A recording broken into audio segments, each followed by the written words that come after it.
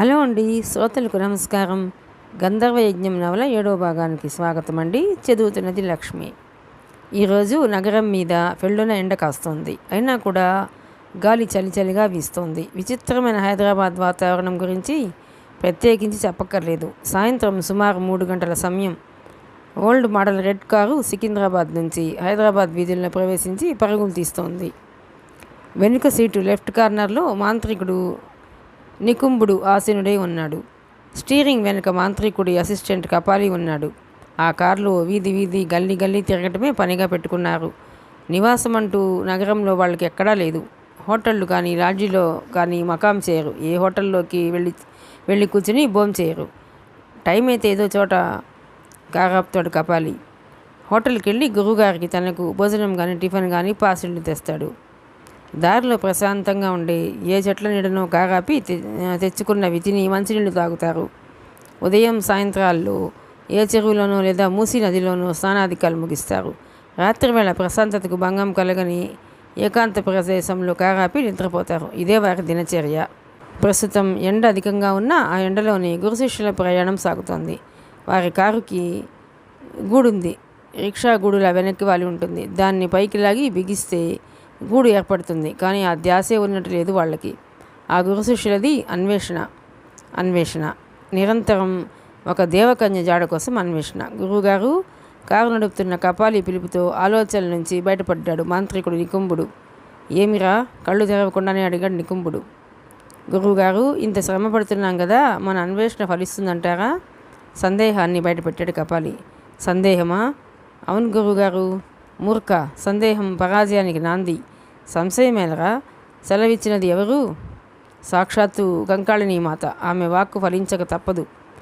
ఏమో గురువుగారు, కొత్త బిచ్చగాళ్ళలా తిరిగిన వీధి తిరగకుండా సికింద్రాబాద్ మొత్తం చుట్టేశాం. ఈ హైదరాబాద్లోనైనా పని అవుతుందా అని చిన్న సందేహం ఏర్పడింది, అంతే. సందేహపడకు, త్వరలోనే నా ఆశయం సిద్ధించబోతోంది. ముందా దేవకన్య ఎవరో దొరకాలిగా గురువుగారు. దొరుకుతుందిరా. ఎప్పుడు?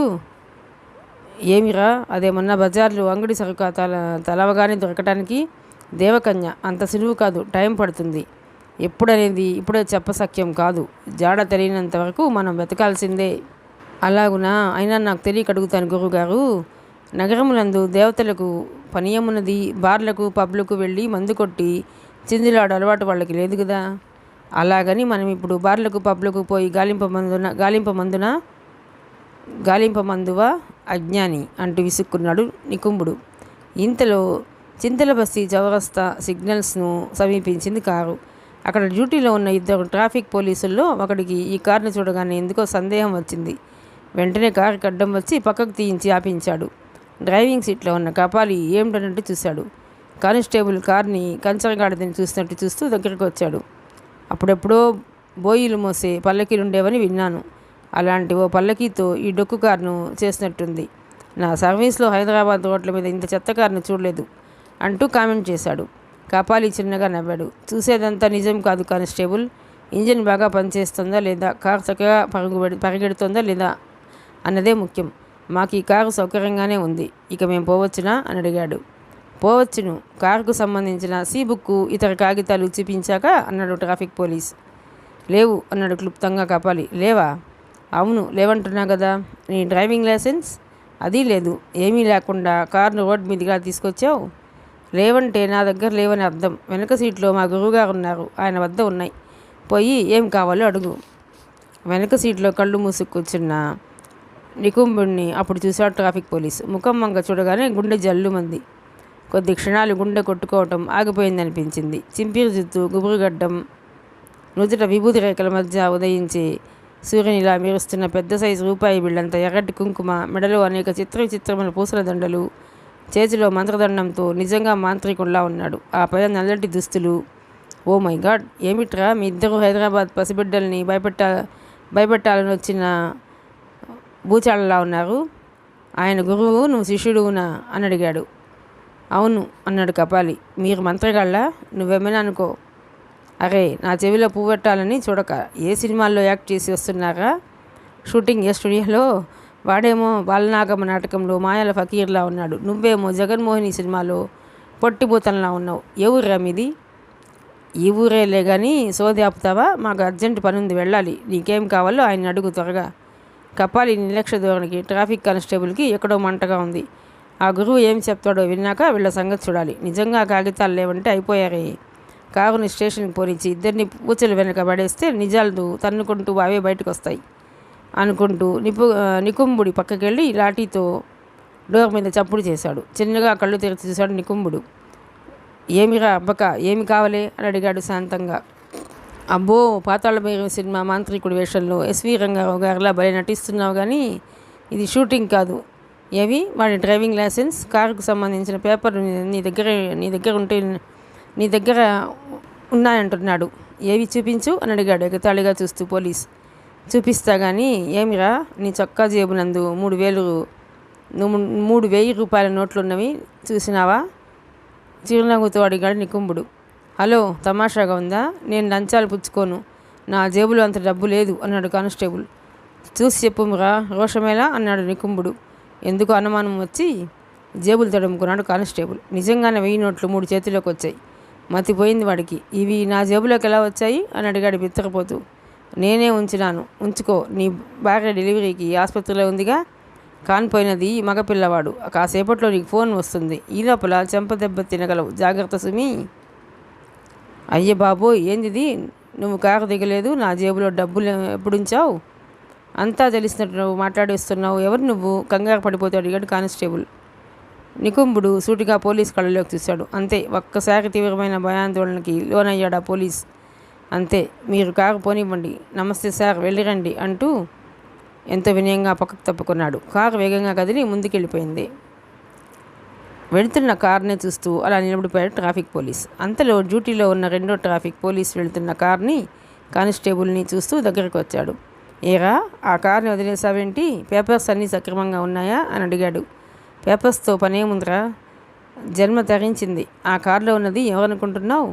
మహానటుడు ఎస్వి రంగారావు గారు. కారు నడుపుతోంది ఆయన శిష్యుడు హాస్యనటుడు పద్మనాభం గారు. ఏంటి, ఎస్వి రంగారావు గారు పద్మనాభం గారునా? తెల్లబోయి అడిగాడు 2వ కానిస్టేబుల్. అంతే. సాచి వాడి చెంప మీద ఒకటిచ్చాడు 2వ కానిస్టేబుల్. దెబ్బకు మత్తి వదిలినట్టయి ఉలిక్కిపడి చూశాడు. ఏమిట్రా ఇలా కొట్టేశావు అని అడిగాడు. కొట్టాలా తన్నాలా? తింగరదవా, నీ సినిమా పిచ్చితో నాకు పిచ్చెక్కించాలని చూడకు. ఎస్వి రంగారావు గారు పద్మనాభం గారు పైకి పోయి చాలా కాలమైంది. ఇప్పుడు నీకు కనపడ్డం ఏమిటి? పోయి డ్యూటీ చూడు అంటూ కోప్పడి సిగ్నల్స్ వైపు వెళ్ళిపోయాడు. ఆలోచనలో పడ్డాడు 1వ కానిస్టేబుల్. అవును కదా, వాళ్ళిద్దరూ ఇప్పుడు లేరుగా. అయినా తనకెందుకు గుర్తు కాలేదు? అంత ఆశ్చర్యంగా ఉంది. తన జేబులో 3,000 అలాగే ఉన్నాయి. చెంపదెబ్బ తినగలవు, జాగ్రత్త అన్నాడు. నిజంగానే చెంపదెబ్బ తిన్నాడు. ఫోన్ వస్తుందని, మగబిడ్డ పుట్టాడని చెప్పాడు.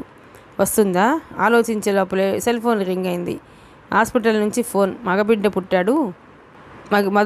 పుట్టాడు.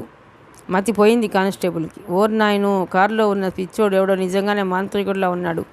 చెప్పినట్టే జరిగిందంతా. ఈ విషయం ఇంతటితో మర్చిపోవటం మంచిది అనుకుంటూ డ్యూటీకి కదిలాడు. సరిగ్గా సాయంత్రం 3:05 ప్రొఫెసర్ ఆదివిష్ణు ఆఫీస్కి వచ్చారు. మల్లాది వెంకట సోమసుందర ప్రభాకర శాస్త్రి గారు. సగౌరవంగా ఎదురు వెళ్ళి కారు దిగుతున్న శాస్త్రి గారిని ఆహ్వానించి మేడ మీద ఆఫీసుకు తీసుకొచ్చాడు ప్రొఫెసర్ ఆదివిష్ణు. ప్రభాకర శాస్త్రి గారు చేయెత్తు భారీ విగ్రహం. మనిషి ఎర్రగా దబ్బపండు రంగులో ఉన్నారు. ఆయన అనుభవంలాగే జుత్తు ముగ్గుపుట్టలా నేర్చిపోయింది. 90వ వడిలో ఉన్న చేతికర్ర ఊతం లేకుండానే మెట్లెక్కి సరాసరి లోనికి వచ్చారు ఆయన. మల్లెపువ్వు లాంటి పంచె జుబ్బా ధరించారు. నుదుట విభూతి రేఖలు, మెడలో రుద్రాక్షమాలలతో చూడగానే నమస్కరించాలనిపించే దివ్య రూపసి. ప్రశాంతమైన చూపులు, చెరగని చిరునవ్వు ఆయన చిరునామా. శాస్త్రి గారిని తోడ్కొని వచ్చి టోనోస్కోప్ ఉన్న ఛాంబర్లో చేశాడు ప్రొఫెసర్. అప్పటికే అక్కడ ఆయన అసిస్టెంట్లు 2 ద్వాపర చారుదత్తులు రెడీగా ఉన్నారు. అంతా మర్యాదపూర్వకంగా శాస్త్రి గారికి నమస్కరించారు. ఈ యువకులిద్దరూ ఎవరు? ఇంతకుముందు చూసిన గుర్తులేదే? ద్వాపర చారుదత్తులను చూస్తూ అడిగాడు ప్రభాకర్ శాస్త్రి గారు. గురువుగారు, వీళ్ళు నా శిష్యులు లాంటి వాళ్ళు, అప్పుడప్పుడు వచ్చిపోతుంటారు అంటూ పరిచయం చేశాడు ప్రొఫెసర్. అంతకు మించి చెప్పలేదు. అందుకు కారణం కూడా ఉంది. ద్వాపర్ ముందుగానే ప్రొఫెసర్ని రిక్వెస్ట్ చేసి ఉన్నాడు. తన అనుభవాలు కానీ, జరుగుతున్న పరిణామాలు కానీ ఏవి బయటకు తెలియకుండా గోప్యంగా ఉంచమని అభ్యర్థించాడు. ఎందుకంటే ఇది సాధారణ విషయం కాదు. పబ్లిక్కి తెలిసినా, మీడియా వాళ్ళ దృష్టిలో పడినా అనవసరంగా ఇదో పెద్ద ఇష్యూ అయి కూర్చుంటుంది. ప్రొఫెసర్ కూడా అదే అభిప్రాయంలో ఉన్నాడు కాబట్టి ప్రభాకర్ శాస్త్రి గారితో ఫోన్లో కూడా అసలు విషయం చెప్పలేదు. శాస్త్రి గారు బిస్కెట్లు తీసుకుని టీ తాగాక తాపిగా ప్రొఫెసర్ ఆదివిష్ణు వంక చూశారు. సో నా ప్రయాణం క్యాన్సిల్ చేయించావు, నాతో ఏం పడిందయ్యా ఆదివిష్ణు, మరోసారి చూద్దాం కదా. తన భుజాన రంగున్ సంచిని పక్క నుంచి సీట్లో రిలాక్స్ అవుతూ అడిగాడు. అలా కాదండి, ఎలాగూ వస్తున్నారు కాబట్టి ఓ పని అయిపోతుందని నసిగాడు ప్రొఫెసర్. ఏమిటయ్యా అంత పని, ముందే చెప్తున్నాను, అక్షరాలతో కుస్తీ పట్టేవాడిని. నీ మానసిక రోగులను దయ్యం పట్టిన వాళ్ళను నాకు తగిలించాలని మాత్రం చూడక, అంత ఓపిక నాకు లేదు అంటూ సరదాగా జోక్ చేయటంతో అంతా నవ్వేశారు. అలాంటిదేం కాదులే గురుగారు, విషయం చిన్నదే అన్నాడు నవ్వుతూనే ప్రొఫెసర్. ఆహా, చిన్న విషయమైతే నా దాకా కాదని తెలుసులేవయ్యా, నువ్వు మాత్రం సామాన్యుడివా, అయినా ముందలూరి వారికి ముందు చూపు ఎక్కువ, ఆ మాత్రం గ్రహించలేననుకున్నావా, విషయాన్ని నాంచకుండా చెప్పేయి అన్నాడు శాస్త్రి గారు. విషయం ఏంటంటే గురుగారు, ఒక విచిత్రమైన సంభాషణ, అవి మాటలు మంత్రాలు ఏ భాషో మాకు అర్థం కావటం లేదు. ఒక్కసారి మీరు వింటే అవేమిటో చెప్పగల సమర్థులు మీరు, అందుకే పిలిచాను. అవునా, అయినా ఈ రోజుల్లో అంత చెత్తగా ఒక చెత్త భాషలో అర్థం కానంతగా మాట్లాడిన సుంటవాడెవడయ్యా, అర్థం కానప్పుడు వదిలేయచ్చుగా, ఏమిటంట ప్రాముఖ్యత ఉంది గురువుగారు. రికార్డ్ అయిందా? అవునండి. సరే విందాం. ప్రొఫెసర్ తన అసిస్టెంట్కి సైగ చేశాడు. టోనోస్కోప్కి అనుసంధానం చేయకుండా సౌండ్ మాత్రం ఆన్ చేశాడు అసిస్టెంట్. క్షణాలు గడుస్తున్నాయి. స్పీకర్లో జడలభూతం గొంతు వినిపించడం ఆరంభమైంది. వింటున్న మొదటి క్షణమే శాస్త్రిగారి ముఖం విభ్రాంతితో వివరణం కాసాగింది. తన చెవుని నమ్మలేనంతగా ఆశ్చర్యానికి గురయ్యారు ఆయన. ప్రొఫెసర్ ఆదివిష్ణుతో పాటు ఓసారి అందరి ముఖాల వంక చూసి తిరిగి ఆలకించడంలో నిమగ్నులయ్యారు. క్షణక్షణానికి శాస్త్రిగారి ముఖం గంభీరంగా మారిపోతోంది. కళ్ళు మూసుకుని ఆ భాషను శ్రద్ధగా ఆలకించసాగారు. శాస్త్రి గారు ఏం చెప్తారో వినాలని ఉత్కంఠభరితులై ఆత్రంగా ఎదురు చూస్తున్నారంతా. కానీ శాస్త్రి గారు పెదవి కదపటం లేదు. గంభీర ముద్రలో శ్రద్ధగా వింటున్నారు.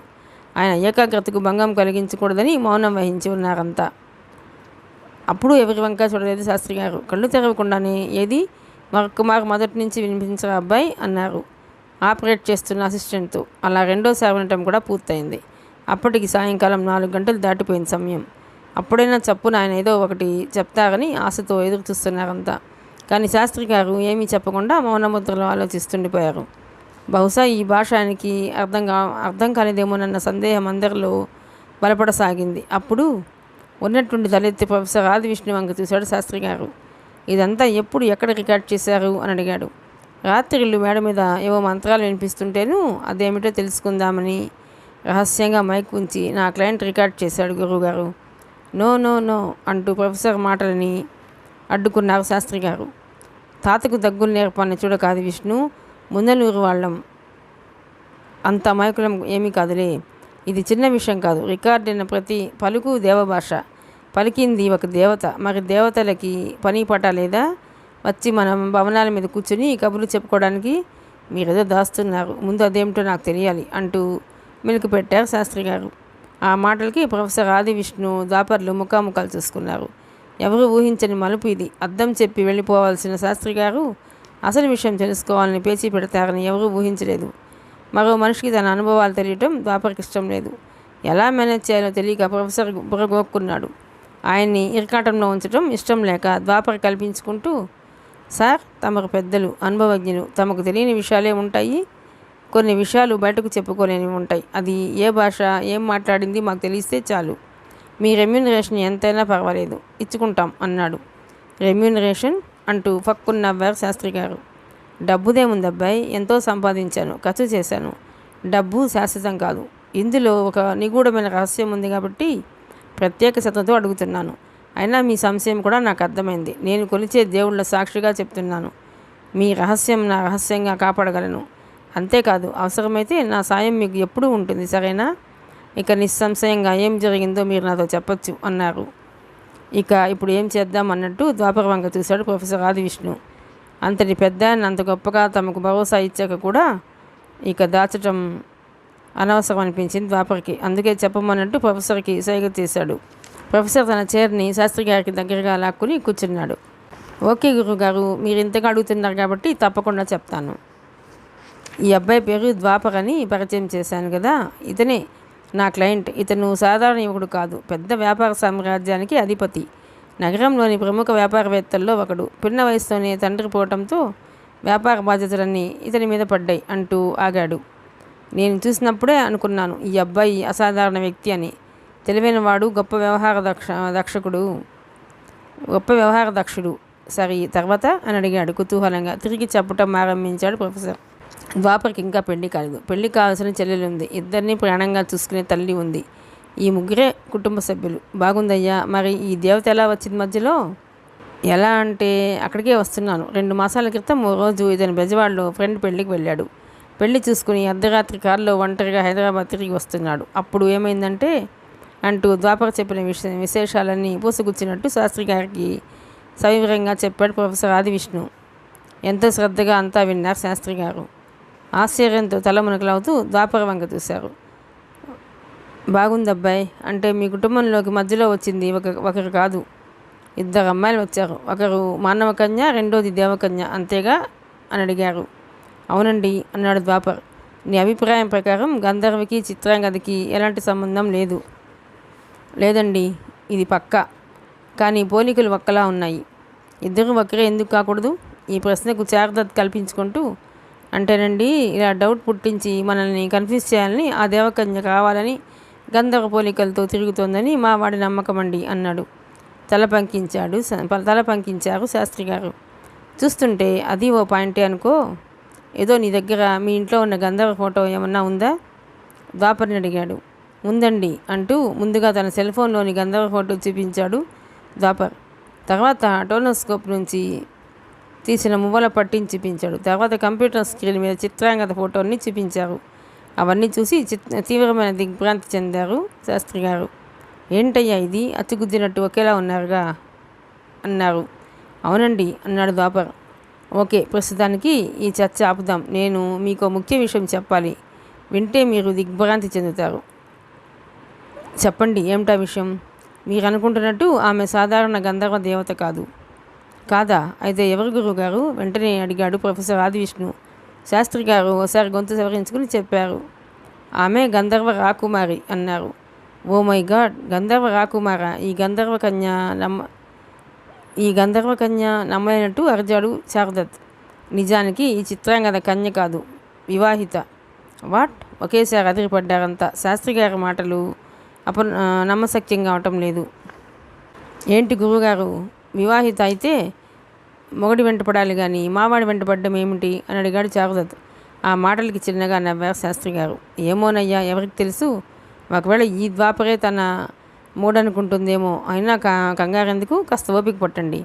ఇంతకీ విషయం ఏమిటంటే 2 సార్లు ఆ సంభాషణ విన్నప్పటికీ ఆ భాషలో నాకు అర్థమైంది 1 వంతు మాత్రమే. ఇంకా 3 వంతులు అర్థం చేసుకోవాల్సి ఉంది. అర్థమైన కొన్ని పదాలను బట్టి ఆమె గంధర్వ రాకుమారి అని, తన భర్త కోసం భూమి మీదకి వచ్చిందని తెలుస్తోంది. మొత్తం చెప్పడానికి కొంత టైం పడుతుంది. ఇదిగో ఆదివిష్ణు, నాకు ప్యాడ్, కొన్ని తెల్ల కాగితాలు కావాలయ్యా. అలాగే ఓ స్ట్రాంగ్ టీ పడితే బాగుంటుంది అన్నారు. అప్పటికే సాయంత్రం 5 గంటలైంది సమయం. మరోసారి శాస్త్రి గారితో పాటు అంతా టీలు తాగారు. శాస్త్రి గారికి పేపర్లు, ప్యాడ్ ఇవ్వబడ్డాయి. 3వసారి జడలభూతం సంభాషణ వినిపించాడు అసిస్టెంట్. శాస్త్రి గారు అది వింటూ సంభాషణ సంస్కృతంలో పేపర్ మీద రాయటం ఆరంభించారు. క్షణాలు మౌనంగా కరిగిపోతూనే ఉన్నాయి. అంతమంది ఉన్నా సూది పడితే వినిపించేంత నిశ్శబ్దంగా ఉంది అక్కడ. స్పీకర్లోంచి జడలభూతం గొంతు తప్ప వేరేమీ వినిపించడం లేదు. పదం అర్థం కాని చోట తిరిగి వింటూ మక్కి సంభాషణను సంస్కృతంలో యథాతథంగా పేపర్ మీదకి ఎక్కిస్తున్నారు శాస్త్రి గారు. ఆ పని పూర్తి కావడానికి సుమారు 1 గంట టైం తీసుకుంది. అది పూర్తవగానే అందరినీ ఆఫీస్ ఛాంబర్లో వెయిట్ చేయమని పంపించి తను అక్కడ కూర్చున్నారు. ఏకాగ్ర చిత్తంతో ఆలోచిస్తూ జడలభూతం సంభాషణను తెలుగులోకి అనువదించడం ఆరంభించారు. సంస్కృత భాషా పాండిత్యంలో శాస్త్రి గారి జ్ఞాపక శక్తికి, అనుభవానికి ఒక పరీక్ష పెట్టిన క్షణాలవి. సంస్కృత భాషలో ఒక పదానికి నానార్థాలు అనేకం ఉంటాయి. సందర్భాన్ని బట్టి ఆయా అర్థాలు స్ఫురిస్తుంటాయి. సింగిల్ అక్షరానికి కూడా ఎన్నో అర్థాలు వస్తాయి. ఏకాక్షర కోశంతో ఏమాత్రం పరిచయం ఉన్న వారికైనా ఇది అనుభవ విషయమే. ఉదాహరణకు శ్రీ అనే ఒక అక్షరాన్ని తీసుకుందాం. దీనికి శ్రీ అంటే సంపద అని, ఐశ్వర్యం అని, లక్ష్మీదేవని, సాలెపురుగు అని, శుభకరం అని ఇలా ఎన్నో అర్థాలు చెప్పుకోవచ్చు. అందుకే మన వేదాలు, పురాణాలు, ఇతిహాసాల మీద ఎందరో మహామహులు, ఉద్దండ పండితులు చెప్పిన భాష్యాలు, సంహితలు, వ్యాఖ్యానాలు, తర్కాల్లో అనేక తారతమ్యాలు కనిపిస్తుంటాయి. ఎందుకంటే ఆయా శ్లోకాలకు ఒక్కొక్కరు ఒక్కో విధమైన భావార్థాలను గ్రహించి చెప్పటం వలన ఇలా వ్యత్యాసాలు కనిపిస్తాయి. ఏదీ తప్పు పట్టలేం, అన్నీ అద్భుతంగానే ఉంటాయి. అది విశేషం. కాబట్టి ఇలా సంస్కృతాన్ని ఆంధ్రీకరించాలంటే సంస్కృత పదం యొక్క భావార్థం, సందర్భం రెంటికి ఎంతో ప్రాముఖ్యత ఉంది. అందులోనూ దేవభాషలోని అతి ప్రాచీన సంస్కృత పదాలను అర్థం చేసుకోవటంలో చిన్న పొరపాటు జరిగినా భావం మారిపోతుంది. అలా మారటం శాస్త్రి గారికి ఇష్టం లేదు. అందుకే అంత నిష్ఠగా ఏకాంతంలో కూర్చుని జాగ్రత్తగా తర్జుమా చేస్తున్నది. అప్పటికే బయట చీకటి పడింది. నగరంలో వీధి దీపాలు వెలుగుతున్నాయి. ద్వాపర తన సెల్ నుంచి ఇంటికి ఫోన్ చేశాడు. ముఖ్యమైన పనిలో ఉన్నందున రావటం కాస్త ఆలస్యం కావచ్చు, కంగారు పడొద్దని తల్లి ఉమాదేవితో చెప్పి తిరిగి ఫోన్ స్విచ్ ఆఫ్లో ఉంచాడు. నిజం చెప్పాలంటే ఉదయం నుంచి అతడి ఫోన్ స్విచ్ ఆఫ్లోనే ఉంది. రాత్రి సుమారు 7 గంటలకు అందరినీ లోనకు పిలిచారు శాస్త్రి గారు. తిరిగి సమావేశం ఆరంభమైంది. ప్రభాకర్ శాస్త్రి గారు ఏం రాశారు, ఏం చెప్తారని ద్వాపర కన్నా ఆత్రంగా ఎదురు చూస్తున్నారంతా. ఒకసారి అందరి ముఖాల్లోకి చూసి నా శక్తి కొద్దీ సాధ్యమైనంత వరకు రికార్డైన సంభాషణకు 90% దగ్గరగా ఆంధ్రీకరించగలిగాను. మిగిలిన 10% పెద్ద సమస్య ఏమీ కాదనుకుంటాను. నాకే అర్థం కాని సంక్లిష్ట పదాలు అవి, వదిలేద్దాం. ముఖ్య విషయం ఏమిటంటే ఈ సంభాషణ మొత్తం వన్ సైడ్ ఫోన్ సంభాషణలా రికార్డైంది. కాబట్టి ఆమె తల్లిదండ్రులైన గంధర్వరాజు దంపతులు ఏం మాట్లాడి ఉంటారో ఆమె మాటలను బట్టి మనం ఊహించుకోవాలి. ఓకే, ముందు తర్జుమా చేస్తుందంతా నేను చదివి వినిపిస్తాను. మీకు అవసరమైతే తర్వాత దీన్ని టైప్ చేయించుకుని కాపీలు తీసుకోండి. సంస్కృతాన్ని పక్కన పెట్టి ఇప్పుడు అనుభవాన్ని మాత్రం చదివి వినిపిస్తాను, వినండి. మీకు సందేహాలుంటే చివర్లో అడగండి, మధ్యలో కాదు. ఏమంటారు అని అడిగాడు. ఓకే గురుగారు, చదవండి అన్నారు ప్రొఫెసర్ ఆదివిష్ణు ఉద్వేగంగా. వ్రాసింది చదవటం ఆరంభించారు. ప్రభాకర్ శాస్త్రి గారు అసంఖ్యాక నక్షత్ర మండలములను, ఎల్లలు మించిన గ్రహసీమలను, ధూమకేతు తోకచొక్క మండలములను, ఉల్కా సీమలను వీటన్నిటికీ అతీతముగా సుదూరమున నశించినట్టి అశేష గంధర్వ రాజ్య ప్రభువులున్న మదీయ జననీ జనకులకు నట్టి గంధర్వ రాజ దంపతులను మదిని భక్తి శ్రద్ధలు తరించి మీ అనుంగు పుత్రిక గంధర్వ రాకుమారియకు చిత్రాంగద ప్రియమార మేము పిలుచున్నాము. ఓహో, అసంఖ్యాక నక్షత్ర మండలములను, ఎల్లలు మించిన గ్రహసీములను, ధూమకేతు మండలమును, ఉల్కా సీమలను వీటన్నిటికీ అతీతముగా సుదూరమున వసించినట్టి అశేష గంధర్వ రాజ్య ప్రభువులను మదీయ జననీ జనకులకు నట్టి గంధర్వ రాజ దంపతులను మదిని భక్తి శ్రద్ధల తలంచి మీ అనుంగు పుత్రిక గంధర్వ రాకుమారియకు చిత్రాంగద ప్రియమార మేము తలచి పిలుచుచున్నయది.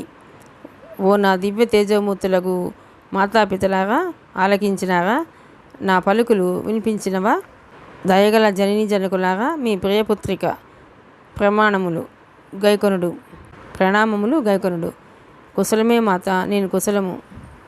ఆహా, మీ అల్లుడు నీలవర్ణుల వారు శాపవశమున ఇప్పుడు భూలోకమందు మానవ మాతృలు కదా, వారును కుశలమే.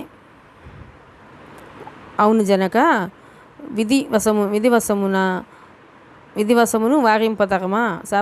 శాప నివృత్తి అసాధ్యము కదా, అంతయు నా ప్రారంధము. తప్పదు జనని, కడు దుఃఖముగానే ఉన్నది. మేము విడిచి వచ్చుట నాకును మిక్కుటముగా వేదనగానే ఉన్నది. ఏమి సేతు జనక?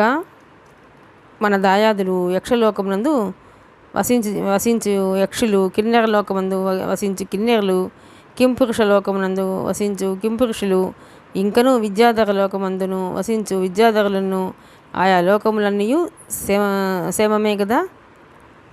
మదీయ అనుంగనిచ్చలి విద్యాధర రాకుమారియగు అమృతప్రియ ఎటులున్నది, నా గురించి బెంగటిల్లనదా? ఓ మాత, నన్ను సదా కంటికి రెప్పల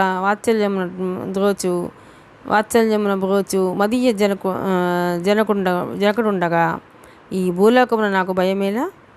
మన గంధర్వలోకమున అంతా కుశలమే కదా? మన లోకమందు నా ప్రియ మనోహరుడు నీలవర్ణునితో వినోదముగా విహరించు మా ప్రభాస ఉద్యానవనము ఎట్లున్నది? మేము విశ్రాంతి గైకును మణిమండపమును, ఆనంద నిలయమగు మా యొక్క నిజ నివాస సౌధము, కేళికాగృహము, అంతఃపుర మందిరాలు, నాట్య మందిరము, ప్రేసకియలు అంతయు లెస్సగదా? అవును మాత, నా పతి జాడ తెలిసిన పిదప కూడా నా మనోహరుని విడిచి ఎటులవత్తును? నా సర్వము నా పతియే కదా, నా నిర్ణయము మారదు. జనక, భూలోకం అద్భుతముగా ఉన్నది. ఇచ్చట మానవులు ఎంతయో తెలివైన వారు. అవును, ఒకప్పటి భూలోకం కాదు ఇది. మానవులు ధర్మము విడిచిన వారు కులాచారములు నశించుచున్నవి. స్వార్థపరులై అనేకులు పాపపుణ్యముల విచక్షణ విడిచి భ్రష్టులగుచున్నారు. స్త్రీ పురుషులు మోహవసులై ఒకరినొకరు మోసగించుకొనిచున్నారు. అయిననేమి భూలోకము కడు రమ్యమగును, అద్భుతముగానే ఉన్నది. కలి ప్రభావంన మనుజులు మంత్రశక్తిని వదిలి యంత్రశక్తిని నమ్ముకొని మహాద్భుతములను ఆవిష్కరించుతున్నారు. వసించినానుగా మాత, మీ అల్లుడు నీలవర్ణుల వారు మానవునిగా కూడా అదే రూపలావణ్యముతోడ కడు సొగసుగా నుంటిరి. గత జన్మయందు గంధర్వునిగా మహాశక్తి సంపన్నుడగు నా పతి నీలవర్ణునికి మానవునిగా గత జన్మ గురితే లేదు. వారు నన్ను గుర్తించిన కదా నేను శాశ్వతంగా వారిని మన లోకమునకు తోడ్కొని వచ్చుట. అవును, వారికిచ్చట అనేక బాధ్యతలు ఉన్నవి. వారి అవసరమును ఆ కుటుంబమునకు ఎంతయో ఉన్నది. చెప్పుజాల వారిని మనోలోకమునకు దోడ్కొని వచ్చుటయ్యా, లేక వారి జన్మాంతం వరకు పతి సేవ చేయించు నేను వారితోట ఇచ్చటనే ఉండిపోవటయా తెలియకున్నది. సమయమే తెంచి వరకు చెప్పజాల. అంతదనుక ఈ భూలోకమే నా నివాసము. మంచిది జనక, సదా మా సేమముల రయచు మమ్ము గమనించి మీకు కృతజ్ఞురాలను తండ్రి. జనని దుఃఖించకము. ఒకరోజు తప్పక మేము ఈ భూమి నుండి మన లోకమునకు తిరిగి వత్తుము. మా ఉనికి యందు మేము ఎన్నడూ మరవజాల. చిత్తము జనక, మాతాపితలారా ప్రణామములు. ఇక సెలవు. ఆఖరి వాక్యం కూడా చదివి ఆగారు ప్రభాకర్ శాస్త్రి గారు. ఒక్కసారి అందరి వంక గంభీరంగా చూశారు. మంత్రముగ్ధులై ఆ సంభాషణ విన్నారంతా. ఎందుకో తెలియదు కానీ వింటున్న ద్వాపర కనుకొలుకుల్లో అప్రయత్నంగా నీరు నిలిచింది. ఎవరూ చూడకుండా తుడుచుకున్నాడు. ఈ లోపల ప్రభాకర్ శాస్త్రి గారు గొంతు విప్పారు. ఇదయ్యా జడలభూతం మాటల సారాంశం. మీరు గమనించారో లేదో, చివరిలో ఆమె గొంతు దుఃఖభరితంగా మారింది. తల్లిదండ్రులను వదిలి సుదూరంగా ఉండటంలో ఆమె మనసు పడే వేదన మనకు అర్థమవుతుంది. అలాగే పతి ఎడల ఆమెకు గల ప్రేమ వ్యక్తమవుతుంది. అంతా విన్నారుగా. దీన్ని బట్టి మీ సందేహం కూడా వాస్తవమని అర్థమైంది. ఎవరూ తనను అవమానించకూడదని జడలభూతంగా మారి గొంతు మార్చింది. సో ఇక మీ సందేహాలు ఏమన్నా ఉంటే అడగండి అన్నారు. గురువుగారు, ఇంతకీ ఆ చిత్రాంగద పతి ఎవరండి? వెంటనే అడిగాడు జారుదత్. ఇంతకుముందు కూడా ఇదే ప్రశ్న అడిగావు పిచ్చోడా, ఇంకా నీకు అర్థం కాలేదా? గత జన్మలందు ఈ ద్వాపర గంధర్వుడు, గంధర్వలోక రాజదంపతుల అల్లుడు, చిత్రాంగద భర్తకు నీలవర్ణుడు. మరి కొత్త జన్మలో ఇతనికి శాపం ఎలా వచ్చింది? ఎవరు శపించారు? ఎందుకు శపించారు? చేసిన తప్పేమిటనే విషయాలేవి మనకు తెలియదు. కానీ ఆ శాప వసాన మన భూలోకంలో మానవునిగా జన్మించాడు. ఆ విధంగా తన భర్త జాడ తెలుసుకున్న చిత్రాంగద తన గంధర్వలోకం విడిచి ఇక్కడికి వచ్చి ద్వాపర్ ఇంటి అదృశ్య శక్తిగా ఉంటుంది. ద్వాపర్ తల్లి చెల్లెలు తనకు బంధువులే కాబట్టి అనుక్షణం ఆ ఇంటిని గమనిస్తూ ఆపదలు కాస్తోంది. అది విషయం అన్నారు శాస్త్రి గారు. అయినా చారుదత్త తృప్తి చెందలేదు. మరో విషయం లేవనెత్తాడు. కానీ గురువుగారు, జన్మ మారిందిగా, ఇంకా తన భర్త ఎలా అవుతాడు? ఇప్పుడు ఈ ద్వాపర చూస్తే తమ ఇంట్లో ఉంటున్న గంధర్వ అనే అమ్మాయిని ప్రేమిస్తున్నాడు. ఆమె కూడా విన్నే నమ్ముకుంది. ఇలాంటి గంధర్వును కాదని ఇప్పుడు ఈ గంధర్వ కాంతను ఎలా పెళ్లి చేసుకోగలడు? నాకైతే ఏమీ అర్థం కావటం లేదు. ఒకవేళ ఈ లోపలే ఆ చిత్రాంగద మా వాడిని తమ గంధర్వలోకానికి ఎత్తుకుపోతే ఇక్కడ గంధర్వ ఏం కావాలి, ఆ కుటుంబ పరిస్థితి ఏమిటి అంటూ తన అభిప్రాయం బయటపెట్టాడు. ఇంత చర్చ కొనసాగుతున్నా మౌనంగానే ఉన్నాడు ద్వాపర్. ఇదంతా నిజమా అనిపిస్తోంది. నమ్మలేకపోతున్నాడు. ఆశ్చర్యం నుంచి కోలుకోలేకపోతున్నాడు. చారుదత్ సందేహాలకు ఈసారి ప్రొఫెసర్ ఆదివిష్ణు కల్పించుకుంటూ, యు ఆర్ కరెక్ట్ చారు, సరిగ్గానే ఊహించావు, కానీ ఒక విషయం మర్చిపోయావు. గంధర్వ వనిత చిత్రాంగద విషయంలో మనకి ఒక క్లారిటీ ఏర్పడింది, కానీ ఇంట్లో ఉన్న గంధర్వ గురించి ఏమీ అర్థం కావటం లేదే. ఈ అమ్మాయి గంధర్వ ఎవరు, ఎక్కడి నుంచి వచ్చింది, తల్లిదండ్రులు ఎవరు, ఏమీ తెలియదు అనే కన్నా ఆమె ఏమీ చెప్పటం లేదనటం కరెక్ట్. చెప్పదు, చెప్పలేదు కూడా. ఎందుకంటే నాకు డౌట్ చాలాసేపటిగా ఉంది. ఇప్పుడు చెప్తాను. ఈ గంధర్వ చిత్రాంగద వేరు వేరు కాదు, ఇద్దరు ఒకరే. అందుకే అంతా నిద్రించాక రోజు అర్ధరాత్రి తన నిజ రూపంతో గదిలోంచి బయటకు వచ్చి పట్టీలు సర్దు చేస్తుండగా మేడ మీదకి వెళుతోంది. అక్కడ కూడా ఎవరు తనను గుర్తుపట్టకుండా జడలభూతంగా మారి తమ గంధర్వలోకంలోని తల్లిదండ్రులతో మాట్లాడుతుంది. కాబట్టి నా అంచనా ప్రకారం గంధర్వే చిత్రాంగద అంటూ మనసులో మాట బయటపెట్టారు. ప్రొఫెసర్ మాటలతో ఒక్కసారిగా ఉలిక్కిపడ్డారంతా. ముఖ్యంగా ద్వాపర్కి ఊహించని పెద్ద షాకు. అస్సలు నమ్మలేకపోతున్నాడు. ఇద్దరూ ఒకరేనంటే. అలాగని ప్రొఫెసర్ ఆ అభిప్రాయాన్ని ఖండించడం లేకపోతున్నాడు. విభ్రాంతి చెంది చూస్తున్నాడు. అతడి అంతరంగం తుఫాను సమయంలో కల్లోలిత కడలిలా ఉంది. ఎటూ తేల్చుకోలేకపోతున్నాడు. ఆ పరిస్థితుల్లో ప్రభాకర్ శాస్త్రి గారు కల్పించుకుంటూ, ఆది విష్ణు, యు ఆర్ రైట్, కరెక్ట్గానే చెప్పావు. ఇద్దరు వేరు వేరు కాదు, ఒకరే అంటూ ఆది విష్ణు మాటల్ని బలపరిచారు. అంతే.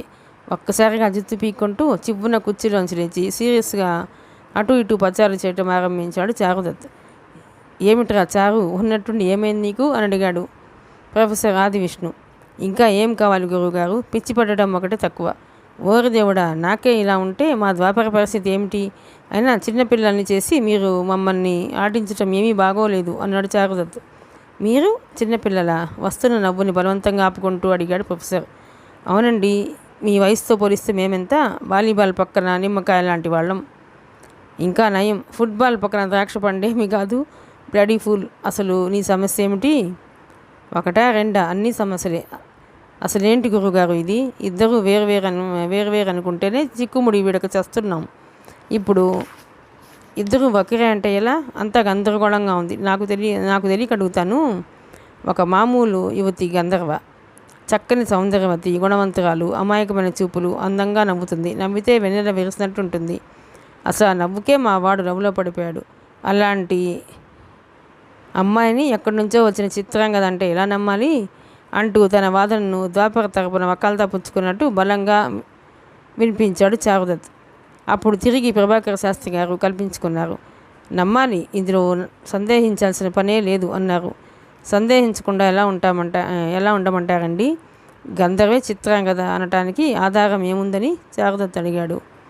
ఆధారం ఉందబ్బాయి. చిత్రాంగద గంధర్వ వనిత కాబట్టి తన పేరు గంధర్వగా మార్చుకుని ద్వాపర్ వెంట వచ్చి ఆ ఇంట్లో చేరి ఇదంతా చేస్తోంది. గంధర్వ చిత్రాంగదులు ఒకరే అనడానికి మనం చాలా కారణాలు చెప్పుకోవచ్చు. కాదు అనడానికి ఒక కారణం కూడా కనిపించదు. ఇంతవరకు మీరేమనుకున్నారంటే తన ఉనికి తెలియకూడదని గంధర్వల రూపం మార్చుకుని, అందుకే ఆమె అసలు రూపమే గంధర్వని తెలుసుకోలేకపోయారు. సరే, ఇదిగో ద్వాపర్, నేను విషయం అడుగుతాను, చెప్పు. నీ అనుభవంలో మీ ఇంట అనేక విచిత్ర సంఘటనలు జరిగాయి కదా. ఏ ఒక్క సందర్భంలోనైనా ఈ అమ్మాయి గంధర్వ సంఘటన స్థలంలో ఉందా? బాగా ఆలోచించుకొని గుర్తు చేసుకుని చెప్పు అని అడిగాడు. ప్రభాకర్ శాస్త్రి గారి మాటలు ద్వాపర్లో ఆలోచనలు రేకెత్తించే ఆరంభించాయి. తీవ్రంగా ఆలోచించాడు. జరిగిన సంఘటనలు గిర్రున కళ్ళ ముందు తిరిగాయి. అవును, ప్రతి సందర్భంలోనూ అంతా ముగిశాక అక్కడికి వస్తూ కనిపించిందే కానీ ముందుగా అక్కడ లేదు.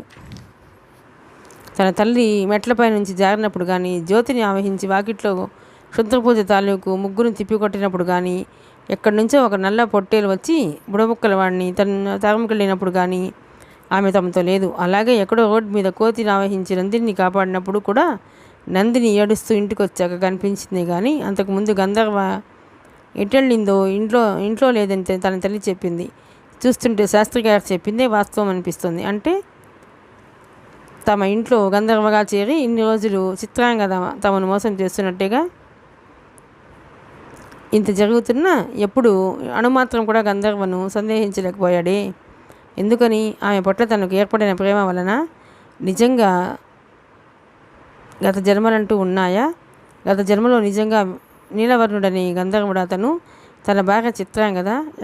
ఎక్కడి గంధర్వలోకం, ఎక్కడి భూలోకం? మానవ మాతృనిగా ఉన్న తనకు ఈ మాయ ఏమిటో అర్థం కావటం లేదే. పరిపరి విధాలు ఆలోచిస్తున్న ద్వాపర శాస్త్రి గారి ప్రశ్నకు చప్పున సమాధానం చెప్పలేకపోయాడు. అది చూసి నవ్వుతూ, నీ మౌనాన్ని బట్టి మా అంచనా కరెక్ట్ అని తెలిసిపోయింది డాక్టర్. నీ మౌనాన్ని బట్టి మా అంచనా కరెక్ట్ అని తెలిసిపోయింది ద్వాపర్. ఏ సందర్భంలోనూ ఆమె మీతో ఉండదు అవునా అని అడిగారు. అవునన్నట్టు తలూపాడు ద్వాపర్. నాకు తెలుసు ఉండదు, ఎందుకంటే అంతా చూస్తుండగా తన గంధర్వ శక్తిని ప్రదర్శిస్తే తను మనిషి కాదని అందరికీ తెలిసిపోతుంది. అందుకే అదృశ్య రూపంలో చేరింది. ఈ నిజం నీకు చేదుగా అనిపించవచ్చు, విశ్రాంతి కలిగిస్తుంది. ఈ నిజం నీకు చేదుగా అనిపించవచ్చు, విభ్రాంతి కలిగిస్తుంది, కోపం కూడా తప్పిస్తుంది. అలాగని ఆమె పట్ల నువ్వు కోపం కానీ ద్వేషం కానీ చూపాల్సిన పని లేదు. తన పతి ప్రేమతో తన లోకాన్ని అయిన వాళ్ళని అందరినీ వదులుకొని ఇక్కడికి వచ్చింది. ఏం చేసినా మీ మేలు కోరి చేసింది. నువ్వు ఇంకా తనను గుర్తించలేదని వేదన పడుతుంది. అది నువ్వు అర్థం చేసుకుని ఆమెను ఆదరించు, అర్థమైందా అంటూ హితవు చెప్పారు. ఆ మాటలు ద్వాపరకు ఊరట కలిగించాయి. అలాగే అన్నట్టు తల ఊపాడు. ప్రొఫెసర్ ఆదివిష్ణు కల్పించుకొని, గురువుగారు, మీరు కూడా చూడాల్సిన ఒకే ఒక అద్భుతం ఇంకా మిగిలి ఉంది. మీరు తర్జుమా చేసిన దానికి దీనికి సంబంధం ఉంది. రెంటికి సరిపోల్చుకు చూడొచ్చు. ఎందుకంటే మాకు భాష అర్థం కాలేదు, కానీ భావాన్ని మా టోనోస్కోప్ ఆవిష్కరించి చూపించింది. అది కూడా చూసేయండి అంటూ అసిస్టెంట్ వంక చూసి టోనోస్కోప్ చూపిందంతా వీడియో రికార్డ్ అయిందన్నావుగా, కంప్యూటర్ మీద ప్లే చేయి అన్నాడు. అసిస్టెంట్ ప్లే చేయటం ఆరంభించాడు. అందరి చూపులు మరోసారి కంప్యూటర్ స్క్రీన్ మీదకు మళ్ళాయి. ఇంతకీ మీ టోనోస్కోప్ ఏం చూపిందయ్యా ఆదివిష్ణు? నేను చెప్పిన దానికి భిన్నంగా ఏమన్నా ఉందా అని అడిగారు కుతూహలంగా శాస్త్రి గారు. అలాంటిది ఏమీ లేదు, చూడండి మీకే తెలుస్తుంది అన్నాడు ప్రొఫెసర్. స్పీకర్లో జడలభూతం గొంతుతో పాటు కంప్యూటర్ స్క్రీన్ మీద దృశ్యాలు ఆరంభమై నక్షత్ర మండలాలు, గృహసీమలు, రిబ్బున దూసుకొస్తున్న తోకచుక్కలు వరుసగా విశాల విశ్వంలోని అద్భుతాలను చూసి విభ్రాంతి చెంది ముక్కన వేలేసుకున్నారు ప్రభాకర్ శాస్త్రి గారు. అలాగే యక్ష గంధర్వ మొదలైన ఆయా లోకాలను గాంచి తన్మయులైపోయారు. ఓ మై గాడ్, ఇదంతా చూస్తుంటే జన్మ ధరించినట్టుందయ్యా ఆదివిష్ణు. చిత్రాంగద పలుకున్న దివ్య రూపంలో అద్భుతంగా చూపించింది. నేను తర్జుమా చేసిన దానికి ఖచ్చితంగా సరితూగుతోంది. నిజంగా ఇదో అద్భుతం. ఖచ్చితంగా నా జీవితంలో ఇది ఒక మరపురాని రోజు అంటూ ఆరంభించారు. ఆ విధంగా మొత్తం చూడడం ముగించి మరి కాసేపు చర్చించి సమావేశం ముగిసేసరికి అప్పటికి రాత్రి 8 గంటలు దాటిపోయిన సమయం. చాలా సంతోషం ద్వాపర్. చెప్పింది గుర్తుందిగా, ఆ అమ్మాయి గంధర్వనేమి అనకు, తనే చెప్తుంది, ఒక ఓపిక వహించాలి. అలాగే నీకే సాయం కావాలన్నా ముందలకు రా, లేదా ఓ ఫోన్ కొట్టు అంటూ తన విజిటింగ్ కార్డుని ద్వాపర్కి ఇచ్చారు శాస్త్రి గారు. అంతా కిందకు వచ్చి ప్రభాకర్ శాస్త్రి గారిని సగౌరవంగా సాగనంపారు. తర్వాత ప్రొఫెసర్ ఆదివిష్ణు అతని అసిస్టెంట్ల వద్ద సెలవు తీసుకుని ద్వాపర చారుదత్తులు బయలుదేరేసరికి రాత్రి 9 గంటలైంది. గురువుగారు లేవండి, తొందరగా లేవండి. కారు వెనుక సీట్లో మత్తుగా నిద్రపోతున్న గురువు నికుంభుణ్ణి పక్కకొచ్చి తట్టి లేపాడు కాపాలి. మత్తుగా కళ్ళు తెరిచి చూశాడు నికుంభుడు. చిమ్మ చీకటిగా ఉంది అంతటా. గోల్కొండ ఏరియాలో విసిరేసినట్టున్న నిర్జన ప్రాంతం అది. రోడ్ పక్క చెట్ల కింద ఆగుంది కారు. అర్ధరాత్రి కావస్తుంది సమయం. ఏమిరా సుంట, నిద్రపోకుండా జాగరణ ఏమిరా, ఏం చేస్తున్నావు? బొంగురు గొంతుతో ఒకంత విసుగ్గా అడిగాడు నికుంభుడు. లేవండి గురువుగారు, అటు చూడండి. అది దయ్యమో భూతమో అర్థం కావటం లేదు. దయ్యాలు భూతాలు మనల్ని చూస్తేనే పారిపోగలవురా, వాటితో మనకేమీ నిద్రపో విసుక్కున్నాడు. అయ్యో చెప్పేది వినండి. ఆ ఆకారం లేకుండా 2 కాళ్ళు మాత్రం తెల్లగా చీకట్లో పెరిగెత్తుకొస్తున్నాయి. ఓసారి అటు చూడండి అన్నాడు కపాలి హెచ్చరికతో నికుంభుడి నిద్రమత్తు ఒక్కసారిగా ఎగిరిపోయింది. మంత్రదండం అందుకుంటూ లేచి నిటారుగా సీట్లో కూర్చున్నాడు. ఎగువకు దృష్టి సారించాడు. చిమ్మ చీకట్లలో ఎగువన అడ్డ రోడ్డు మీద 2 కాళ్ళు మాత్రం పరిగెత్తుకు రావటం చూసి తను విస్తుపోయాడు. అది గోల్కొండ సమీపాల్లోని పురాతన సమాధుల ప్రాంతం. అక్కడక్కడ చెట్లు, రాతి నెలతో కూడిన బయట ప్రదేశం. దేవకన్య కోసం తిరిగిన చోట తిరగకుండా విశాల మహానగరంలో గాలిస్తున్న గురు శిష్యులు రాత్రి ఆ ప్రాంతం చేరుకున్నారు. ఏకాంత ప్రశాంత ప్రదేశమని అలా రాత్రికి అక్కడ మకాం చేశారు. వాళ్ళున్న చోటుకి కుడి పక్క ఎగువన దూరంగా వీధి రేట్లు ఇళ్ళు కనిపిస్తున్నాయి. మధ్య ప్రాంతంలో పురాతన సమాధులు ఉన్నాయి. ఇటు ఎడం పక్క కూడా విసిరేసినట్టు దూరంలో ఉన్నాయి ఇళ్ళు. వాళ్ళున్న చోటుకి ఎదురుగా ఎగువన 2 ప్రాంతాలను కలుపుతూ అడ్డంగా ఒక రోడ్డు ఉంది. ఆ రోడ్డు మీదే సమాధుల ప్రాంతం నుంచి 2 కాళ్ళు పరిగెత్తుకొస్తూ కనిపిస్తున్నాయి. ఆకారం తెలియకుండా కాళ్ళు మాత్రం కనిపిస్తున్నాయంటే అది ఏ రకమైన దయ్యమో మొదట మాంత్రికుడు నికుంభుడికి అర్థం కాలేదు. తన అనుభవంలో తలలేని దయ్యాన్ని చూశాడు, చేతులు లేని భూతాలని చూశాడు, నిప్పులు కక్కే దయ్యాన్ని చూశాడు, ఎన్నో రకాల భూత ప్రేత పిశాచాన్ని చూశాడు. కానీ ఇలా కాళ్ళు మాత్రం కలిగిన దయ్యాన్ని ఎక్కడా చూడలేదు. అందుకే సందేహించి పరికించి చూశాడు. అప్పుడు అర్థమైంది అసలు విషయం. అది దయ్యం కాదు, భూతం కాదు, వాడు మనిషే. తెల్ల ప్యాంటు నల్ల షర్టు వేసుకున్న మనిషి ఒకడు ప్రాణాన్ని గుప్పిట్లో ఉంచుకొని వేగంగా పరిగెత్తుకొస్తున్నాడు. చీకటిగా షర్టు కలిసిపోవడంతో చూడ్డానికి కాళ్ళు మాత్రం పరిగెత్తుతున్నట్టు భ్రమ కలుగుతోంది. అర్ధరాత్రి ఎవడు వాడు, ఎందుకు పరిగెత్తుకొస్తున్నాడు? ఎవరన్నా చంపడానికి తిరుగుకొస్తున్నారా? ప్రాణ భయంతోనే పారిపోతున్నాడా? అసలు ఏం జరిగి ఉంటుంది? వెంటనే మంత్రదండాన్ని నుతిటికి తాకించుకుని జ్ఞాన దృష్టితో పరిశీలించాడు. మరుక్షణం విషయం అర్థమై చట్టున కారు దిగాడు. అరే శిష్య, మన అన్వేషణ ఫలించినదిగా. దేవలోకం చిన్నది చేతికి చిక్కే తరుణం ఆసన్నమైనది. ఆపరా, ముందు ఆ వచ్చే కుర్రాడిని ఆపు అని అరచాడు హుషారుగా. ఆ మాటలకి దింబరపోయి చూశాడు కపాలి. బుర్ర గోక్కున్నాడు. అర్థం కాలేదు. అదేమి గురువుగారు, పరిగెత్తుకొస్తున్నవి కాళ్ళు మాత్రమే, మీరేంటి దేవలోకం చిన్నదంటున్నారు అని అడిగాడు. ఊరి మూర్ఖ, సరిగా చూడు, వాడు మనిషేరా, పారిపోయి వస్తున్నాడు. వాడిని ఇక్కడే ఆపు, చెప్తాను. విసుగునంత గొంతులో చూపించాడు నికుంభుడు. ఇంతకీ ఏం జరుగుంటుంది? ఆలోచనలో పడ్డాడు కపాలి. పారిపోయి వస్తున్నవాడు అడ్డరోడ్డు నుండి ఎడం పక్కకు తిరిగి కపాలి నికుంభులున్న వైపే దూసుకొస్తున్నాడు. అతనికి 25 ఏళ్ల వయసు ఉంటుంది. కోడె వయసుకు యువకుడు. పేరు నిశాంత్. ఇంకా పెళ్లి కాలేదు కానీ మందు విందు పొందు ఇలా అన్ని అలవాట్లు ఉన్నాయి. రాత్రి 8 గంటలకి తన ఫ్రెండ్ పార్థివ్తో కలిసి బార్కి వెళ్ళాడు. ఇద్దరూ మందు కొట్టి బిర్యానీ తిన్నారు. తర్వాత సెకండ్ షో సినిమాకి వెళ్ళారు. అర్ధరాత్రి 12 గంటలకి బైక్ మీద ఇంటి వద్ద దించాడు. అంతవరకు బాగానే ఉంది. కానీ ఏమైందో ముందు చక్రం పంచర్ అవడంతో సమస్య మొదలైంది. బైక్ని ఫ్రెండ్ ఇంట్లోనే వదిలి వాడి సైకిల్ తీసుకుని ఇంటికి బయలుదేరాడు. ఎప్పుడూ తిరిగే ప్రాంతం కాబట్టి భయం లేదు. సిగరెట్ దమ్ము కొడుతూ తన పాటికి వచ్చేస్తున్నాడు. సమాధాన ప్రాంతం దాటి కాస్త ముందుకు వచ్చేసరికి అక్కడ చెట్ల కింద రోడ్ సైడ్లో నిలబడి కనిపించింది అమ్మాయి. తెల్లటి దుస్తుల్లో మల్లెపువ్వుల మెరిసిపోతుంది. చీకట్లో కూడా ఆమె ముఖం బహుసుందరంగా ఉంది. దుస్తులు గాలికి రెపరెపలాడుతుంటే ఆమె వంటి షేపులు ఉడుకు నెత్తును మరిగించి మోహం రేపుతున్నాయి. వారెవ్వా అనుకుంటూ ఆమెని సమీపించి సైకిల్ దిగాడు. ఇక్కడున్నావేంటి, ఒంటరిగా ఎవరన్నా రావాలా అని అడిగాడు. నువ్వు వచ్చావుగా చాలు అంది నవ్వుతూ. ఎంత తర్వాత పేచీ పెట్టకూడదు మరి, బేగం అడిగాడు. అలాంటిదేం ఉండదు, నువ్విచ్చినంత కోరికతో మరిగిపోతున్నాను, తాపం తీర్చిపో. ఒళ్ళు విరుచుకుంది. ఆమె ఎదభాగాలు తనను తాకేసరికి నరాలు జివ్వుమన్నాయి నిశాంత్కి.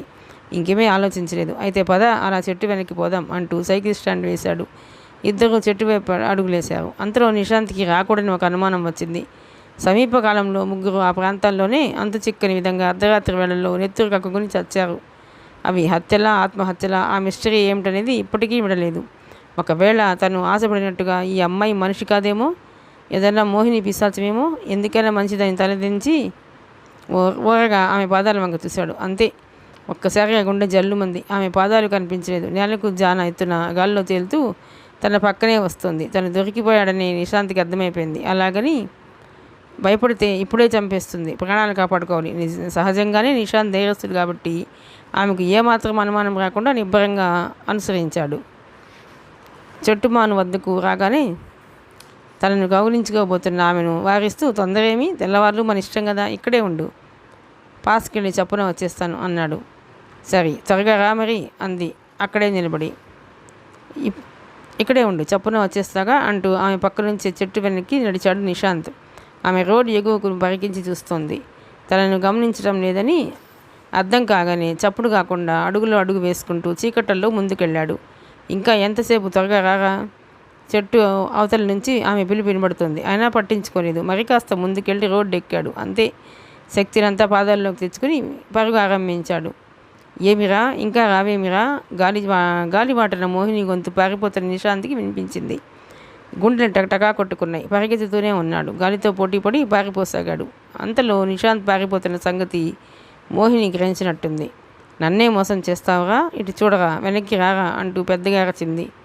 వెనక్కి చూడదలుచుకోలేదు నిశాంత్. పరుగు పరుగు, ఒకటే పరుగు. ప్రాణభయం అలాంటిది. ఈసారి భీకరంగా వినవచ్చింది మోహిని అరుపు. ఒరే మోసగాడా, నా తాపం తీర్చకుండా ఎంత దూరం పోతావురా? నిన్ను వదల, చంపేస్తా, ఆగరా అంటూ.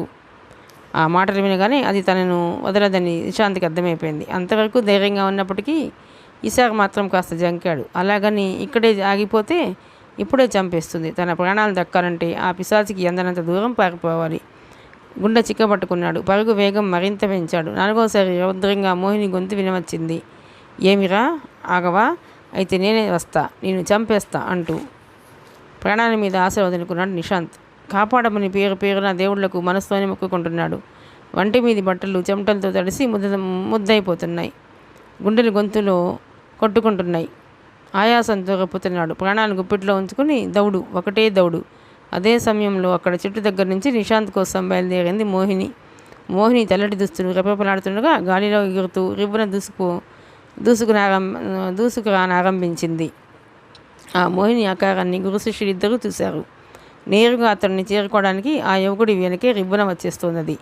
వాడు తమను చేరే లోపలే అది వాడిని వీపు మీద బలంగా చరచి చంపేస్తుందని డౌట్ వచ్చింది నికుంభుడికి. ఆమెను గురు శిష్యులిద్దరూ స్పష్టంగా చూశారు. శ్వేతాంబరధారి అయిన ఆ మోహిని తెల్లటి వలువలు కొన్ని గాలిలో తేలి కొట్టుకొస్తున్నాయా అన్నట్టుగా నేరుగా ఆ యువకుడి వెనకే వచ్చేస్తుంది. అతన్ని సమీపించబోతుంది. తమను చేరే లోపలే ఆ మోహిని వాడిని చంపేస్తుందనిపించింది. దాంతో రా, ఇటు రారా, నీకొచ్చిన భయం లేదు, వచ్చేయరా అబ్బక అని అరిచాడు నికుంభుడు. అంతేకాదు, వడివడిగా 20 అడుగులు ముందుకేశాడు. అదే సమయంలో చీకట్లలో తనను కాపాడడానికి అక్కడెవరో ఉన్నారని బారిపోయి వస్తున్న శ్రీశాంత్కి అర్థమైంది. తను బతుకుతాడని చిన్న ఆసక్తి గురించింది. రెట్టించిన శక్తితో పరుగు వేగం పెంచాడు. కానీ అప్పటికే అతడిలో స్టామినా అడుగంటింది. కళ్ళు తిరుగుతున్నాయి, కాళ్ళు తెల్లిపోతున్నాయి, ఒళ్ళు తుల్లిపోతుంది. పడుతూ లేస్తూ వచ్చే నికుంభుడి సమీపంలో డబ్బున బోర్లా పడి వెంటనే తెలివి తప్పిపోయాడు. అది చూసి, అరే శిష్య, వాడి ముఖాన్ని నీళ్లు కొట్టి తెలివి తప్పించగా, వెంటనే నీళ్ళు ఇవ్వక, ఆయాసంతో తాగితే చస్తాడు, ఈలోపల దాని సంగతి నేను చూస్తాను అంటూ శిష్యుడికి ఆనతిచ్చి ముందుకెళ్ళి ఆ యువకుడి మీద వచ్చిపడుతున్న మోహినికి అడ్డంగా నిలబడ్డాడు నికుంభుడు. సుడిగాల్లా వచ్చిపడుతోంది మోహిని శక్తి. ఆగవే దేవలోకి వయ్యారి, అక్కడే ఆగిపో. మంత్రదండాన్ని పైకి లేపి రౌద్రంగా హుంకరించాడు నికుంభుడు. కానీ మోహిని శక్తి ఆగలేదు. భీకర రూపం దాల్చి పొడవాటి గోళ్ళున్న బలమైన చేతుల్ని చాపి ఉగ్రంగా నికుంభుడి మీదకి వచ్చేసింది. నికుంభుడి కళ్ళు కోపంతో ప్రజ్వరిల్లాయి. ఏమిటి నీ పొగరు, నిన్నేం చేస్తానో చూడు అంటూ మంత్రదండాన్ని గాల్లో ఆడించాడు. అంతే, నికుంభుడికి 6 అడుగుల దూరంలోనే ఆగిపోయింది ఆ శక్తి. వెంటనే దాని చుట్టూ పెద్ద గాజుగోళం ప్రత్యక్షమై అందులో బందీ అయిపోయింది. రౌద్రరూపం పోయి ఎప్పట్లా మోహినిగా మారి నికుంభుడిని తీక్షణంగా చూసింది. ఓరి బుద్ధిహీనుడా, నా దారికి అడ్డు వచ్చి మృత్యువును దరిచేరదవేమిరా? నీ మంత్రశక్తి నన్ను ఆపలేదు. వాడును మీరును అందరూ చచ్చెతరు. మిమ్మల్ని చంపి విందు చేసుకుంటాను అంటూ పిడికిళ్ళు బిగించి గాజుగోళాన్ని బలంగా కొట్టింది. అంతే, వికృత శబ్దాలు చేస్తూ మొక్కలు చెక్కలే అదృశ్యమైంది గాజుగోళం. ప్రమాదాన్ని గ్రహించగానే మరోమారు మంత్రదండాన్ని ప్రయోగించాడు నికుంభుడు. మరుక్షణంలోనే బగ్గున లేచాయి మంటలు. కెవ్వుమని పొలికేక వేసింది మోహిని శక్తి. ఆమె చుట్టూ తగలబడుతున్న ఉక్కు బోను ప్రత్యక్షమైంది. అగ్నికిలలు భీకరంగా ఎగిసిపడుతున్నాయి. ఆ నిప్పుల బోన్లోంచి బయటపడడం తెలియక భీకరంగా అరుస్తూ చిందులేస్తోంది. ఉగ్రరూపంతో బుసలు కొడుతోంది. ఆ శక్తిని అలాగే వదిలి కప్పాలి వంక చూశాడు నికుంభుడు. అప్పటికే కప్పాలి ముక్కని నీళ్లు కొట్టడంతో స్పృహలోకి వచ్చాడు ఆ యువకుడు. తేరుకుంటూ లేచి కూర్చునే ప్రయత్నం చేస్తూ భీతావహుడి ఆ మంటల్ని మోహిని శక్తిని చూడసాగాడు.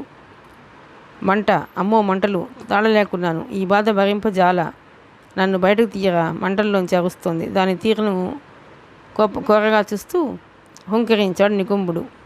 ఎవతివే నీవు, ఎచ్చట దానవు, ఏ లోకం నుండి వచ్చినావు గద్దించాడు. ఓరి నరుడా, నీ శక్తి తెలియక వదిలినాను. ఈ అగ్ని దహించుచున్నది, నన్ను బయటకు తీయము, చెప్పదను. బోన్లోంచి అరచింది మోహిని. నీ జానతనము నా చెంత చెల్లదే చెరువా?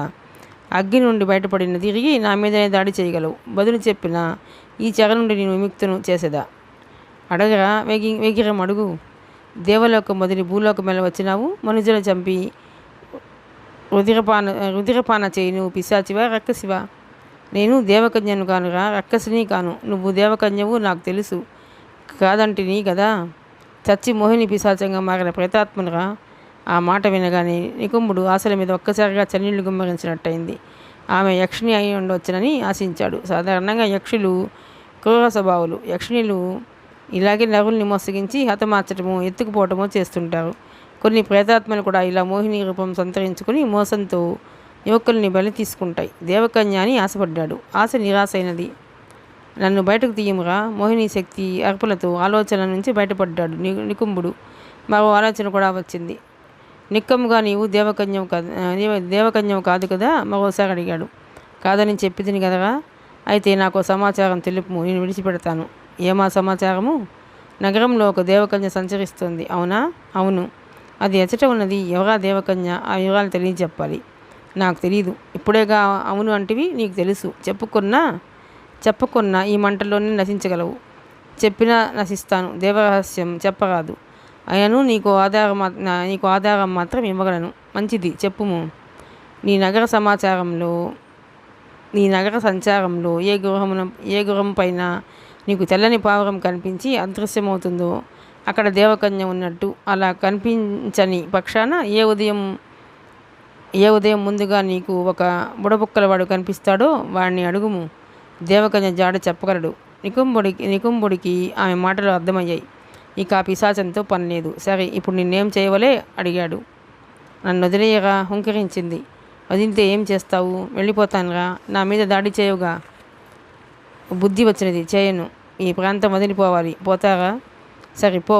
మంత్రదండాన్ని గాలిలో ఆడించాడు నికుంభుడు. మరుక్షణం మంటలు ఉక్కుబోనుతో సహా మటుమాయమైపోయాయి. ఆ స్థానంలో మోహిని సహజ సుందరమైన రూపంతో ప్రత్యక్షమై నికుంభుడికి చేతులు జోడించింది.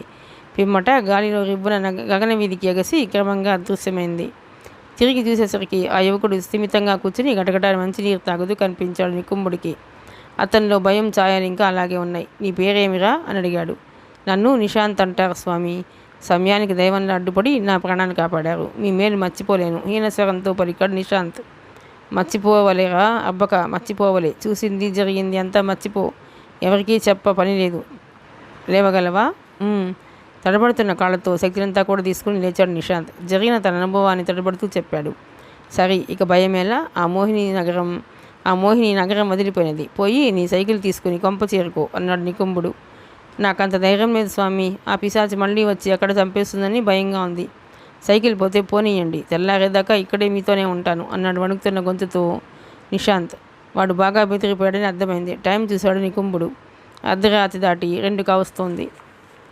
అదృష్టవంతుడు వీరా అబ్బక. మా కంటపడి ప్రాణాలు దక్కించుకున్నావు. నీ మూలంగా మాకు ఉపకారమే జరిగినది. పద అంటూ కారు వైపు నడిచాడు నికుంభుడు. నిశాంత్ని కారు ఎక్కించుకుని సైకిల్ ఉన్న చోటుకొచ్చారంతా. మిగిలిన రాత్రి అక్కడే కాలక్షేపం చేశారు. తెల్లవారుతుండగా కృతజ్ఞతలు చెప్పుకొని సైకిల్ మీద వెళ్ళిపోయాడు నిశాంత్. గురు శిష్యులిద్దరూ నగరంలోకి బయలుదేరారు. ప్రొఫెసర్ ఆదివిష్ణు ఆఫీస్ నుంచి బయలుదేరిన ద్వాపర్ మిత్రుడు శారదత్ని అతడి నివాసం వద్ద వదిలి ఇంటికి చేరుకునేసరికి రాత్రి 10 గంటలు దాటిన సమయం. అప్పటికి ఇంకా హాల్లో లైట్ వెలుగుతూనే ఉంది. తన కోసం అంతా ఎదురు చూస్తున్నట్టున్నారు అనుకుంటూ కారు దిగి లోనకి నడిచాడు ద్వాపర్. అయితే తల్లి ఉమాదేవి ఒక్కామె మాత్రమే కొడుకు కోసం ఎదురు చూస్తూ హాల్లో సోఫాలో కూర్చునింది. గంధర్వ కానీ చెల్లెలు నందిని కానీ అక్కడ కనిపించలేదు. శారదత్తో కలిసి దారిలో ఒక బార్ వద్ద ఆగి మందు పుచ్చుకున్నాడు. ఆ పైన ఉదయం నుంచి పడిన టెన్షన్ వలన ప్రస్తుతం చాలా అలసటగా కనిపిస్తున్నాడు ద్వాపర్. దాంతో అతన్ని చూడగానే కంగారు పడింది ఉమాదేవి. ఏమిట్రా ఇది? ఉదయం వెళ్ళిన వాడివి ఎక్కడికి వెళ్ళావు? ఏమైపోయావు? Phone switch ఆఫ్లోనే ఉంచావు. ఆఫీసులకి ఫ్యాక్టరీలకి ఎక్కడికి ఫోన్ చేసినా ఈ రోజున నువ్వటు రాలేదంటున్నారు. మేము ఎంత కంగారు పడుతున్నామో తెలుసా? లేచి గబగబా ఎదురు వస్తూ ప్రశ్నల వర్షం కురిపించింది ఉమాదేవి. తల్లి అడిగిన వాటిలో ఏ ఒక్క ప్రశ్నకి సమాధానం చెప్పలేదు ద్వాపర్. గంధర్వ ఎక్కడా అని మాత్రం అడిగాడు. ఉంది పిచ్చి పిల్ల. ఈ రోజంతా నీకోసం కలవరిస్తూనే ఉంది. ఎంత కంగారు పడిందో తెలుసా? నువ్వు భోజనానికి రాలేదని తను భోంచేయలేదు. బ్రతిమాలనా తినలేదు. 8 గంటలకి తన గదికి పోయి పడుకుంది. నిద్రపోయింది అనుకుంటాను. చెల్లాయి నందిని కూడా నిద్రపోయిందా? పరీక్షలు దగ్గర పడుతున్నాయిగా తన గదిలో చదువుకుంటోంది. ఇంతకీ ఏం జరిగిందో చెప్పవేమిట్రా? సారీ మమ్మీ, అనవసరంగా మిమ్మల్ని టెన్షన్ పెట్టాను. కానీ కంగారు పడాల్సినంత పెద్ద విషయం ఏమీ కాదు. ఫ్రెండ్కి సంబంధించిన సమస్య. అది పరిష్కరించి రావటంలో ఈ టైం అయింది. నువ్వు భోజనం చేసావా? చిన్న అబద్ధం చెప్పాడు. ఆమె నమ్మింది. చేశాను. వెళ్ళి స్నానం చేసిరా, భోజనం వడ్డిస్తాను అంది. నేను భోజనం చేసే వచ్చాను, ఇక వెళ్ళి నిద్రపో అంటూ గంధర్వ గది వైపు వెళుతున్న కొడుకుని ఇక ప్రశ్నలతో విసిగించలేదు ఉమాదేవి. వీధి తలుపులు మూసి లాక్ చేసుకుని వెళ్ళేప్పుడు హాల్లో లైట్ ఆపరా అంటూ హెచ్చరించి తన గదిలోకి వెళ్ళిపోయింది. ద్వాపర గంధర్వ గది ముందుకెళ్ళాడు. నెట్టగానే డోర్ బార్లా తెచ్చుకుంది. గదిలో బెడ్ లైట్ వెలుగుతోంది. లైట్ ఆన్ చేశాడు. డబుల్ కాట్ బెడ్ మీద తల కింద చేయి ఉంచుకొని అలవకగా వెళ్ళికిల్లా సైనించి గాఢ నిద్రలో ఉంది గంధర్వ. నిడుపాటి వాలుజడ కరినాగు కాదు కదా అని భ్రమ కలిగిస్తుంది. ఆమె మేని సౌందర్యం మేలిమి బంగారు కాంతిలో మెరిసిపోతుంది. ఆమె పాల పొంగులు శ్వాసకు ఎగిసిపడుతూ ద్వాపర గుండెల్లో గిలిగింతలు రేపుతున్నాయి. లతలా సన్నటి నడుం, నాభి మండలం, జాకెట్ అంచు నుండి చీరకట్టు వరకు మధ్య భాగం వంపులు వలపు రేపుతున్నాయి. ఇక ఆమె ముఖమండలం సొగసు గురించి ఎంత వర్ణించినా తక్కువే. ఆమె మేని సుగంధమైన సంపెంగ పరిమళం తీయని ఊహలు రేపుతోంది. ఎంత చూసినా తనివి తీరని అపురూప సౌందర్యం. అసలు ఇంత అందగత్తెలు మనుషుల్లో ఉంటారా అనిపిస్తోంది. అంతలోనే దేవతలు కూడా మానవుల్లా ఇలా గాఢ నిద్రపోతారా అని ఒక సందేహం. నిజంగానే నిద్రపోతుందా లేక నిద్ర నటిస్తోందా? ఒకవేళ తాము సందేహిస్తున్నట్టు ఈ అమ్మాయి దేవకాంత కాదేమో, మనిషేనేమో తనకు అర్థం కాదు. అలాగని ప్రాణం కన్నా మిన్నగా వలచిన భామను నువ్వు మనిషివా దేవకన్యవా అని ఎలా నేరుగా అడగగలడు? తను అడగలేడు, ఆమెను చెప్పదు. ఇక ఈ సమస్యకు పరిష్కారం ఏమిటి? బార్లో ఉండగా శారదత్ ఐడియాలు చాలానే చెప్పాడు. అవేమీ తనకు నచ్చలేదు. కానీ ఏదో ఒకటి చేసి నిజం రాబట్టాలి. తానుగా చెప్పేట్టు చేయాలి. పరిపర విధాలు ఆలోచిస్తూ ముగ్ధుడై గంధర్వని చూస్తున్నాడు ద్వాపర్. ముందుకు వంగాడు. సొట్టపడిన పసిడి పళ్ళెరంలా పూరిస్తున్న ఆమె నాభి కమలం మీద మృదువుగా పెదవిలాంచి ముద్దాడి లేచాడు. నువ్వు నా జీవితంలోకి ఎందుకు వచ్చావో తెలియదు, కానీ వచ్చినప్పటి నుంచి ఇప్పటికీ అర్థం కానీ పొడుపు కథలాగే ఉండిపోయావు. కానీ నువ్వు మనిషివైనా గంధర్వైనా నేను వదులుకోలేను. త్వరలోనే నిజం నీతోనే చెప్పిస్తాను చూడు అనుకుంటూ వెనుతిరిగాడు. గదిలో లైట్ ఆర్పి తలుపు దగ్గరగా మూశాడు. హాల్లో లైట్ కూడా ఆర్పి మెట్లెక్కి నేరుగా తన గదికి చేరుకున్నాడు. లైట్ లాంచ్ చేశాడు. పావు గంటలోనే స్నానాధికారులు ముగించి తిరిగి హాల్లోకి వచ్చాడు. ఒక లార్జ్ పెగ్ విస్కీ కలుపుకొని సిప్ చేస్తూ ఆలోచిస్తూ కూర్చున్నాడు. గంధర్వ చేత నిజం చెప్పించాలి. ఇంకా ఈ వ్యవహారాన్ని నాంచటం తనకి ఇష్టం లేదు. ఏం చేయాలి? ఎలా ఎలా ఎలా ఎడతెగని ఆలోచనల మధ్య ఓ పరిష్కారం దొరికింది. ఒక అద్భుతమైన ఐడియా వచ్చింది. తమ ఇంట్లో ముఖ్యంగా రాత్రులు తలుపు గడియ పెట్టి నిద్రించే అలవాటు ఎవరికి లేదు. దగ్గరగా మూసి ఉంచుతారు అంతే. అందుకు ప్రత్యేకమైన కారణం అంటూ ఏమీ లేదు. కానీ తమ కాంపౌండ్ వాల్ జైలు గోడలా చాలా ఎత్తుగా ఉంటుంది. భవంతిని చుట్టి కిటికీలు తలుపులు చాలా దృఢమైనవి కాబట్టి దొంగలు వస్తారన్న భయం లేదు. ఇంతవరకు అలాంటి సంఘటనలు కూడా జరగలేదు. అందుకే నిశ్చింత. బెడ్రూమ్ తలుపులు బోల్ట్ వేసుకోరు. అదే అలవాటు తనకి. ఈరోజు తను కొత్తగా తలుపు మూసి బోల్ట్ వేసి పడుకుంటాడు. గంధర్వ నిజంగా దేవకన్య అయితే తలుపులు అడ్డుకోలేవు, వచ్చేస్తుంది. అలా వచ్చింది అంటే తను దొరికిపోయినట్టే. ఎందుకంటే గతంలో చెల్లాయి నందిని తనకు ఉదయం బెడ్ కాఫీ తెచ్చేది. ఇప్పుడు ఆ డ్యూటీ గంధర్వ చేస్తుంది. కాబట్టి ఉదయం తను బయట నుంచి పిలుస్తుందా లోనకు వచ్చేస్తుందా అనే దాన్ని బట్టి నిజం తెలిసిపోతుంది. ఇలా ఐడియా తట్టగానే ఈ ఆలస్యం చేయలేదు ద్వాపర్. గ్లాస్ ఫినిష్ చేసి లేచాడు. ఫ్రంట్ డోర్ మూసి పైన కింద బోల్ట్ బిగించి గడియ కూడా వేశాడు. ఆ పైన హాల్లో లైట్ ఆపి బెడ్రూమ్లోకి వెళ్ళి పడుకున్నాడు. వెంటనే నిద్ర పట్టేసింది. అప్పటికి టైం రాత్రి 11 గంటలు. మిగతా కథ 8వ భాగంలోనండి. ప్లీజ్ అండి, మీకు కనుక ఈ నవల నచ్చినట్లయితే లైక్ చేయండి, షేర్ చేయండి, సబ్స్క్రైబ్ చేయండి.